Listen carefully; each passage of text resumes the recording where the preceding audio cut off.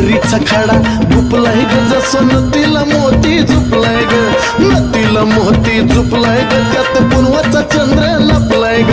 कडीला कडी डबल घडी टोचलंय सोन्याच्या काडीनं कडीला कडी डबल घडी टोचलंय सोन्याच्या काडीनं नत घडावली लय सवडीनं येडूबाईनं घातली आवडीनं नत घडावली लय सवडीनं येडूबाईनं घातली